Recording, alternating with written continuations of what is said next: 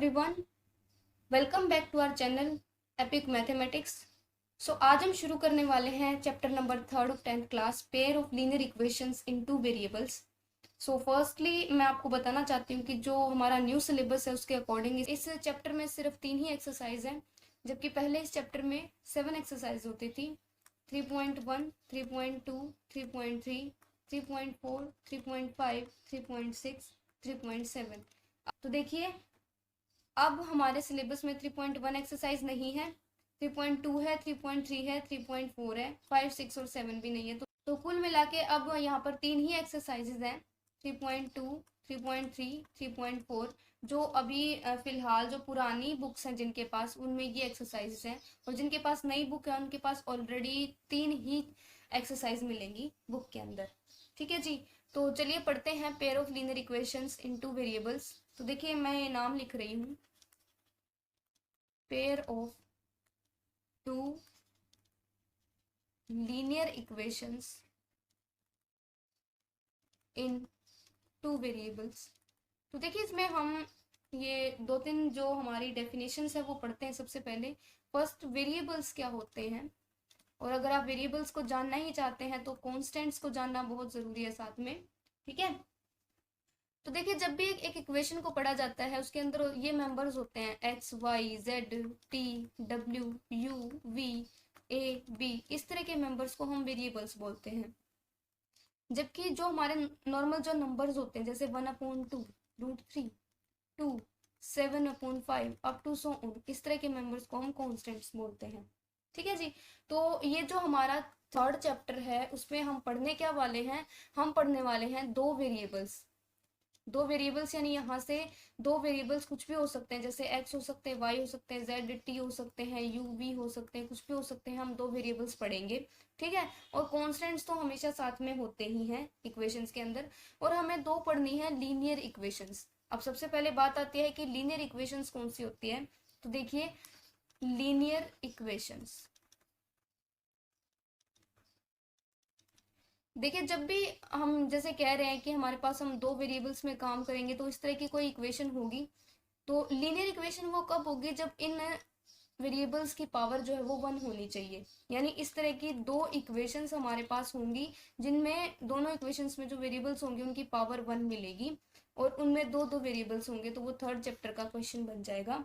हमें इनको सोल्व करना है। तो ये जो दो इक्वेशंस ली गई है उसको बोला गया है pair of equations, pair of linear equations. तो हम पूरा थर्ड चैप्टर इन्हीं दो इक्वेशंस पे काम करने वाले हैं। पूरे थर्ड चैप्टर में हम दो इक्वेशंस हमें गिवन होगी, दो वेरिएबल्स में गिवन होंगी, साथ ही साथ उसमें लीनियर इक्वेशंस होंगी वो। ठीक है जी। तो चलिए शुरू करते हैं। आज का हमारा जो टॉपिक है, इन लीनियर इक्वेशंस को सोल्व करने के लिए जो हमारा फर्स्ट मेथड है वो है graphical method of solutions of a pair of linear equations. ठीक है जी। तो देखिए, इसके लिए हम एक टेबल पढ़ने वाले हैं। उस टेबल को पढ़ने से पहले ये थोड़ी सी थ्योरी आपको पता होनी चाहिए। देखिए, a pair of linear equations which has no solution is called inconsistent pair of linear equations। देखिए, पेयर ऑफ लीनियर इक्वेशंस से हमारा वही मतलब है कि हमारे पास दो लीनियर इक्वेशंस गिवन है, अगर उनके पास कोई सॉल्यूशंस नहीं होता तो उसको हम बोलते हैं ये वर्ड इनकंसिस्टेंट। ध्यान रखिए, इनकंसिस्टेंट बहुत इंपॉर्टेंट वर्ड है, इसको याद कर लीजिए। जब एक पेयर ऑफ इक्वेशंस के पास सॉल्यूशन नहीं होता है तो उसको हम inconsistent pair of linear equations बोलते हैं। आगे देखिए, a pair of linear equations in two variables which has a solution is called consistent pair of linear equation. तो जिस पेयर ऑफ लीनियर इक्वेशन के पास सॉल्यूशन मिल जाता है उसको हम बोलते हैं consistent pair of linear equations. ठीक है जी। Next, a pair of linear equations which are equivalent has infinitely many distinct common solutions। ठीक है। देखिए, जब हम कहते हैं कि पेयर ऑफ लीनियर इक्वेशंस अगर इक्विवेलेंट हो जाए, तो दो हमारे पास इक्वेशंस है वो सेम हो जाए, तो उसके पास इनफाइनाइटली मैनी सॉल्यूशंस होते हैं। Such a pair is called dependent pair of linear equations, और इस तरह के पेयर को हम dependent pair of linear equations बोलते हैं। Note that dependent pair of linear equations is always consistent. ये ध्यान रखें कि जो डिपेंडेंट पेयर ऑफ इक्वेशन होता है वो हमेशा कंसिस्टेंट होता है। देखिए, मैं समझाती हूँ कैसे होता है ये। हम कह रहे हैं कि जो पेयर ऑफ इक्वेशंस होती हैं उनके पास या तो नो सॉल्यूशन होता है या फिर कोई सॉल्यूशन होता है। ठीक है जी, जो नो सॉल्यूशन होता है उसको हम बोलते हैं इनकंसिस्टेंट, और जब सॉल्यूशन होता है तो उसको हम बोलते हैं कंसिस्टेंट। ओके, अब हमारे पास एक कंसेप्ट ये निकल के आया कि अगर पेयर ऑफ इक्वेशंस के पास इनफाइनाइटली मैनी सॉल्यूशंस हो, कितने सॉल्यूशन हो, इनफाइनाइटली मैनी सॉल्यूशंस हो, तो देखिए हम तो बात कर रहे हैं कि एक सॉल्यूशन भी हो तो वो कंसिस्टेंट हो जाएगी। अगर उसके पास इनफाइनाइटली मैनी सॉल्यूशंस है तब भी तो वो कंसिस्टेंट है, एक से ज्यादा अगर उसके पास सॉल्यूशंस है वो तब भी कंसिस्टेंट है। तो अगर पेयर ऑफ इक्वेशंस के पास सॉल्यूशन नहीं होता तो उसको हम इनकंसिस्टेंट बोलते हैं, जब सॉल्यूशन नहीं होता सिर्फ तब। लेकिन अगर पेयर ऑफ इक्वेशन के पास एक या एक से ज्यादा सॉल्यूशन होता है तो उसको हम कंसिस्टेंट बोलते हैं। ठीक है जी, आई होप यहाँ तक क्लियर होगा। आगे देखिए, we can now summarize that behavior of two lines representing a pair of linear equations in two variables and existence of solution as follows।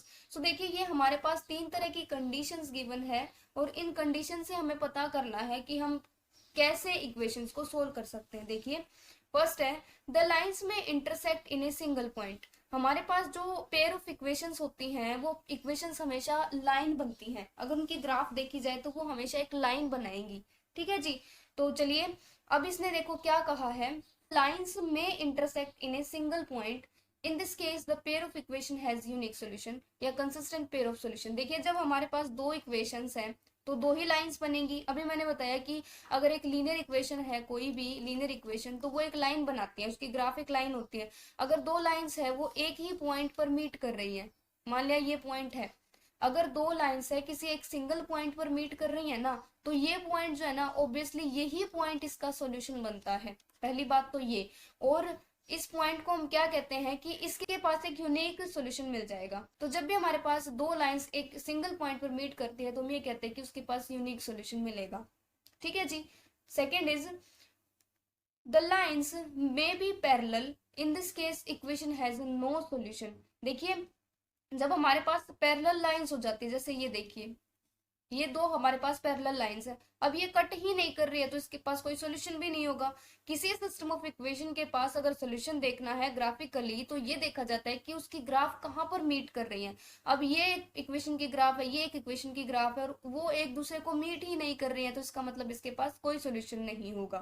ठीक है जी, थर्ड केस देखिए, द लाइंस में भी कोइंसिडेंट। लाइंस में भी कोइंसिडेंट का मतलब है कि जैसे मेरे पास एक लाइन ये है, ठीक है, और दूसरी लाइन इसी के ऊपर आ जाए कुछ ऐसे,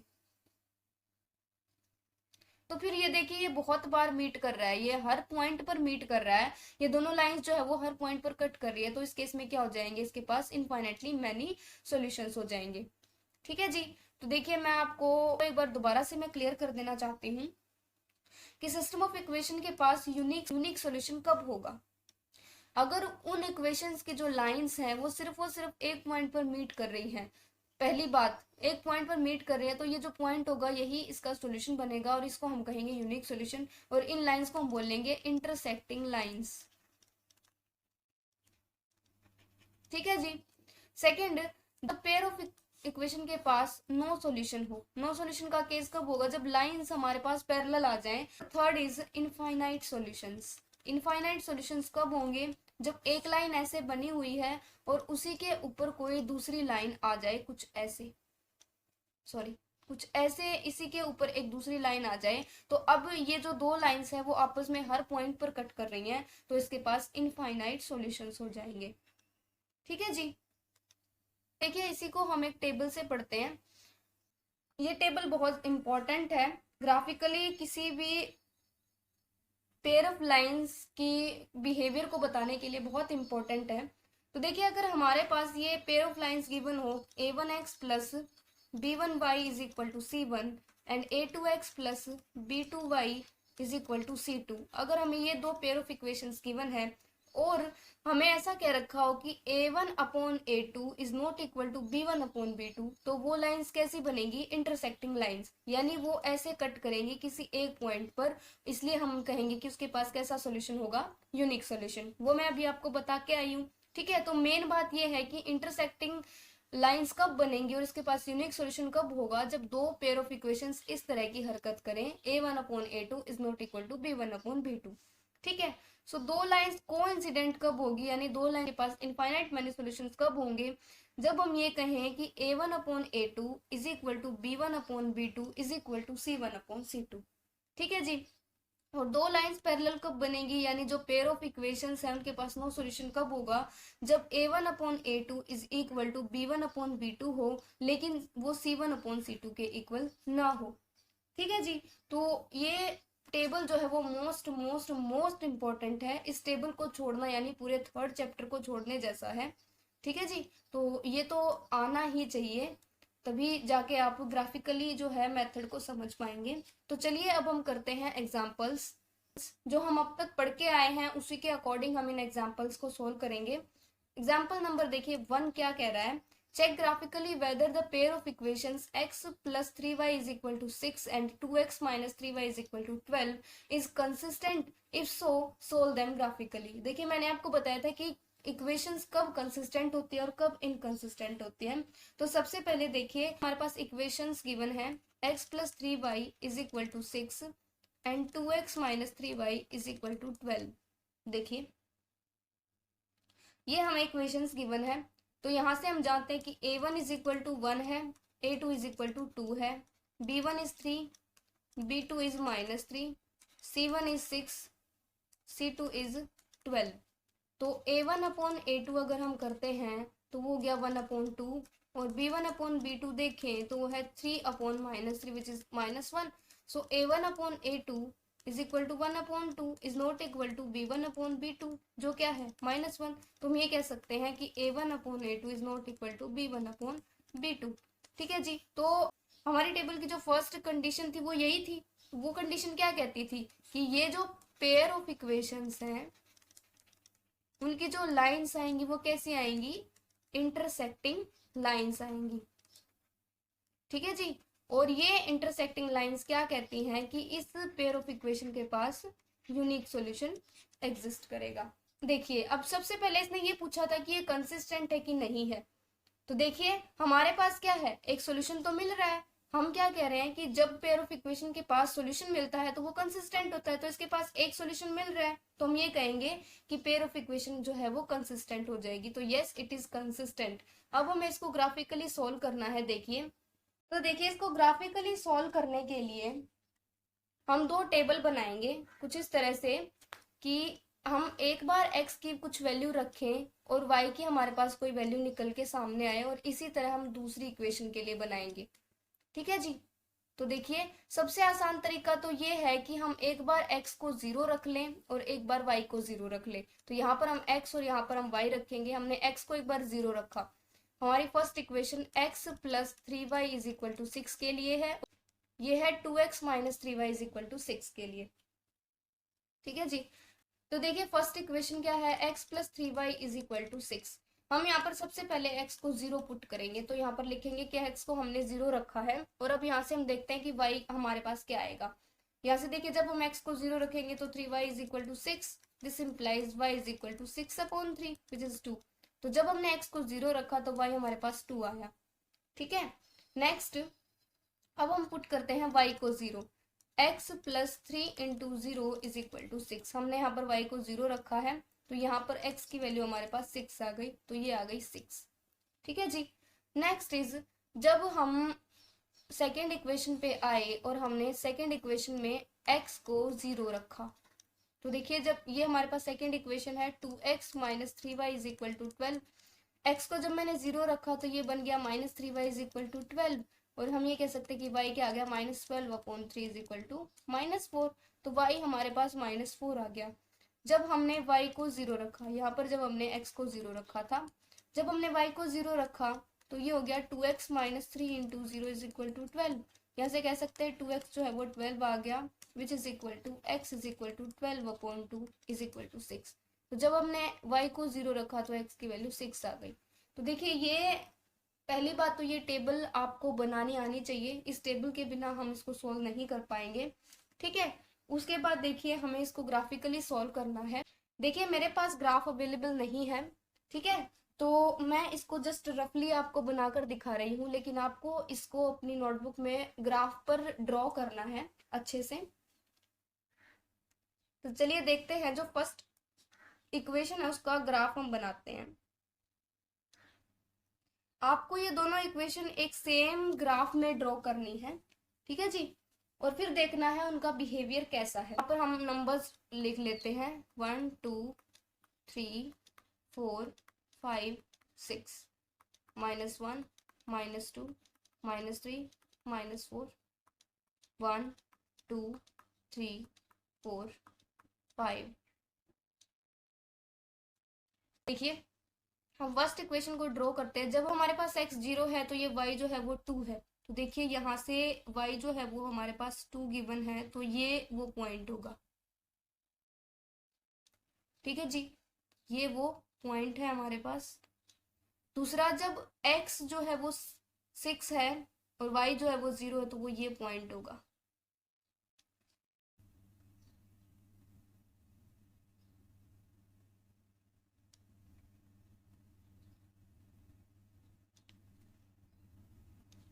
तो y इज इक्वल टू 6, ठीक है जी। सेकेंड इक्वेशन देखिए, सेकेंड इक्वेशन में जब x 0 है तो y -4 है, तो ये हमारे पास पॉइंट होगा वो, ठीक है। जब हमारे पास y 0 है तो x जो है वो 6 है, तो वो ये पॉइंट है हमारे पास, दोबारा से ये वाला ही पॉइंट है। इसको मैं किसी और पेन से ड्रॉ करती हूँ। ये देखिए यही वो पॉइंट है, पहला हमारे पास ये पॉइंट है। तो देखिए अब जो हमारे पास लाइन बनेगी,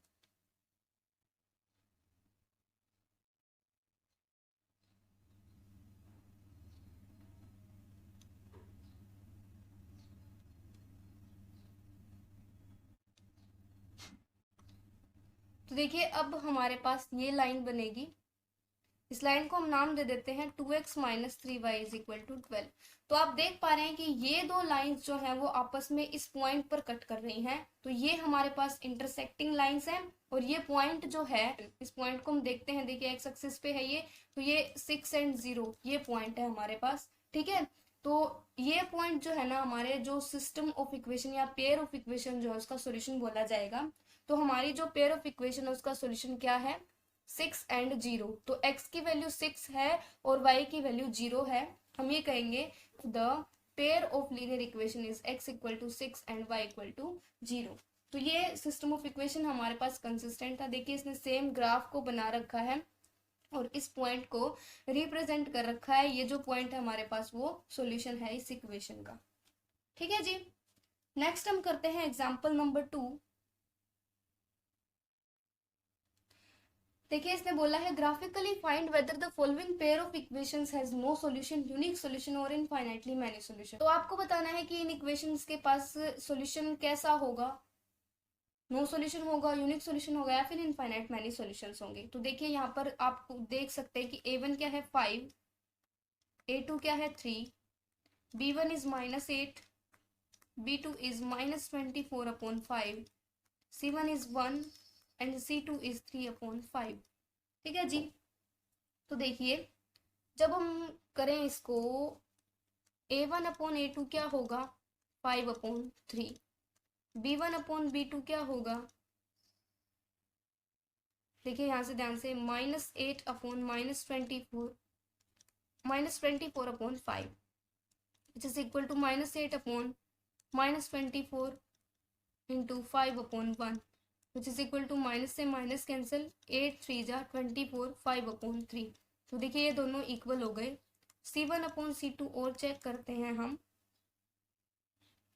देखिए c1/c2 है, c1 is 1, 3/5 which is equal to 1/3 into 5/1 is equal to 5/3। ये भी इक्वल है। तो देखिए a1/a2 is equal to b1/b2 is equal to c1/c2। तो ये कब था हमारी टेबल में, कंडीशन नंबर सेकंड।